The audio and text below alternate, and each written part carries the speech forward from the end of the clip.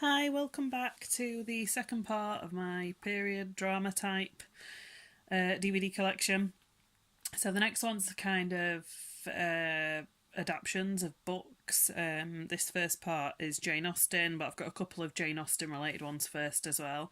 So the first one is Lost in Austen, which is um, not time travel exactly. This girl loves Pride and Prejudice, and she basically goes into the book. She finds this kind of like portal into the book, and then things start to go wrong, and she ends up changing things, and so she's got to try and make sure that she doesn't ruin her favourite book, basically. I love this because that's kind of my dream. I would love to be able to do that. And of course, it'd have to be Colin Firth as Mr. Darcy. But yeah, this is just really fun. If you like Jane Austen novels or adaptations or whatever, this is just like kind of a fun one. But I actually really liked it. It's got a pretty good cast as well. Alex Kingston, Hugh Bonneville, Jemima Roper or Rooper, and Gemma Arterton, who has obviously gone on to much bigger things since this, but she used to be in a lot of kind of period dramas before she sort of started doing films and things. And then the next one is about Jane Austen herself, basically, how she became a writer, and people were against her and didn't think it was a good job for a woman.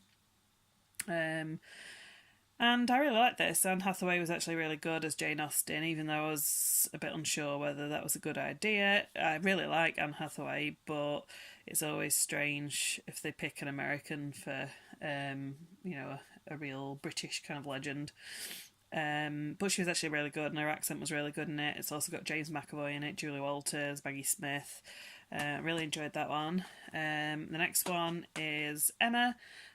Probably my favourite adaptation of Emma, actually. I like the film version. It's clearly got a bigger budget and maybe better made overall, but for me, this was much closer to the book, and Kate Beckinsale felt much more like Emma to me. This was one of the first things Kate Beckinsale did, I think, or one of the oldest things I've seen her in. And she's obviously gone on to bigger things since this as well. But I think that seems to be a common thing. A lot of people that seem to start in these like period dramas and things seem to, do really well. But yeah, I really like this. So if you like the film Emma or Jane Austen adaptations, you haven't seen this one, I'd recommend checking it out. Like I said, it's not got as big a budget and things like that because it's an ITV adaptation of it. But I think this feels more like the book to me. The next one is Northanger Abbey. I quite like this one. It's pretty good. It's got Felicity Jones in it, Carey Mulligan. It was a well-made adaptation. Yeah, not much to say on that one. I haven't read the book, so I can't really compare it. I do need to. But yeah, I like that one. And then this came in the same set as the previous two. It came as like a pack. This is Mansfield Park, which has got Billie Piper in. I wasn't sure whether she would be good in this kind of thing. I liked her in Doctor Who, but actually she was really, really good in this. And I definitely think she should, do more period pieces because I actually think she did a really good job. Yeah, this was just okay. It's not my favourite, Jane Austen. But like again, I haven't read the book, but the plot is, not as complex as maybe some of the other ones. It was quite a simple plot, but I liked it. And then Persuasion is actually probably one of my favourites. I mean, I love Pride and Prejudice, Emma, and Sense and Sensibility, but of the ones I've not read, I really, really liked this one. I don't know if it was necessarily the plot, so I don't know if it's necessarily, I would like the book more, but this was just a really well-made one. It's got Sally Hawkins in, who obviously is much more famous now since she was in Shape of Water, but this is the kind of thing I remember seeing her in years ago. She was in a lot of period dramas, and she ended up doing a few small British films as well, but I always thought, when I first saw her, I can't remember if this was the first thing I saw her in or something before this, but I always thought she was really, really good. And I always thought she would, do really well. And I'm glad that she's now getting sort of the attention that she deserves. Persuasion, really, really good. Sense and Sensibility, I showed you the other one in that pack of costume dramas, which I do like because I love Emma Thompson, Hugh Grant. I always said Hugh Jackman then. and Kate Winslet, who's young in that. But this was also really good. It was really, really different. They're both pretty good adaptations, but this had a really different feel to it, and I really liked that it wasn't just a repeat of the same thing. I don't know if you can really tell from the back, but it had these cute little cottages, really rural kind of feel to it, and it was just a really different vibe to the other one. And unlike Emma, I couldn't pick one as my favourite. I do really like the film adaptation, but this is just as good, and I definitely recommend checking this one out. I don't think this got a lot of hype when it sort of came out, and I think it deserved more people to see it, really. Next I've got Pride and Prejudice, which is the first period drama that I ever saw. I was really young when this was on TV. I'd never seen anything like it, but I was just so hooked on it. I don't know if I saw the first episode the first time I saw it. It was just on, and I started watching it, and I just loved it. I didn't even know why, because I'd never seen anything like it before. I didn't even know who Jane Austen was. I didn't know what it was about, but I couldn't stop watching it and watch the rest of the series. And back then, you couldn't buy DVDs and things or get it on demand, so when it was over, I think they did eventually release the videos, which are super expensive. But I had to wait ages and kept looking out for it being on again. I think I eventually got to see it again a couple of years after that. I found it repeated.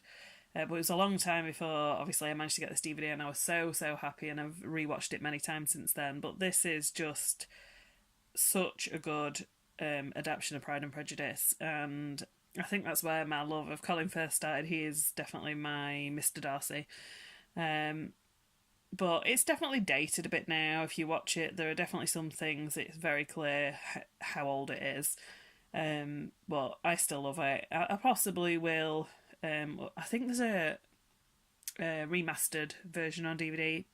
I probably wouldn't get the Blu-ray for this, because I do like to have majority of my period dramas on DVD. I have got odd ones on Blu-ray, which obviously won't be shown in this part because I've got them on Blu-ray separate, but majority of them I do like to keep them all together and keep them on DVD. But if there's a remastered version, I definitely would pick that up, because it is, the picture's not great on it. This doesn't look that much better than the videos did, I'm sure, years ago, so I would possibly upgrade that to a better version of the DVD anyway. Then I've got the Pride and Prejudice film version, which I do also really like. It's not my favourite version, obviously. I love the TV show, but you haven't always got, is it 8 hours or whatever it is to watch Pride and Prejudice, so it's good sometimes just to have the film version, because it's a story that I love. Let's have a look. 327 minutes. I can't be able to figure out how many hours that is, but that's a long time. So yeah, I do watch this probably more often, just because it's less time consuming, and I do really like it. It's so well shot, the music's really nice in it, and I'm a fan of Keira Knightley anyway. And actually I really liked Matthew McFadden as Mr. Darcy. Even though I really love Colin Firth, he actually was a really good Mr. Darcy.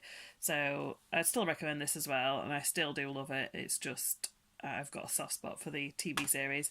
And then finally, I've got Emma, the other version, which I do like, but as I said before, it didn't quite feel... I think it's more Gwyneth Paltrow than the rest of the film. The film is really well made, and better made than the other version, but Gwyneth Paltrow's Emma didn't quite fit for me. But I don't hate it, and I've seen it many times, so I obviously don't hate it, but I just think Kate Beckinsale was more like Emma, and I think they chose the wrong person, personally, to play her. But yeah, I quite like it, so I think I'll leave it there for this part, because then I've got another part with different adaptations from different people, basically. That's the end of sort of Jane Austen adaptations. Alright, thanks for watching. I'll see you in the next one. Bye!